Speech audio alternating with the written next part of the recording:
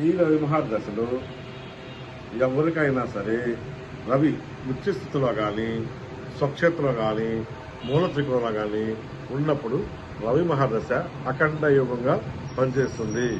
రవి గ్రహరాజు కాబట్టి రవి ఉచ్చులో ఉంటే రాజకీయ పరంగా కానీ వ్యాపార పరంగా కానీ ధనపరంగా కానీ భూముల పరంగా కానీ అన్ని దినదిన అభివృద్ధి చెందుతాయి. ఇదే రవి గ్రహం పాపగ్రహ వీక్షంతో పొంది ఉంటే టోటల్గా ఇతని జీవితము పరమపద సోపాన పడమలాగా ఎలా కిందకి వెళ్ళిపోతుందో అలా కిందకి వెళ్ళిపోతుంది.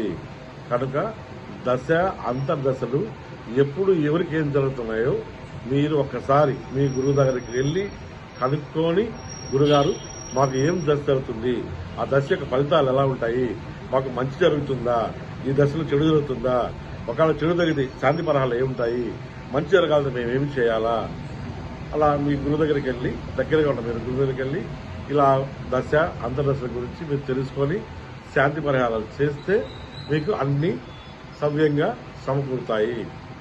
జయ గురుదత్త, జయ గురుదత్త, జయ గురుదత్త.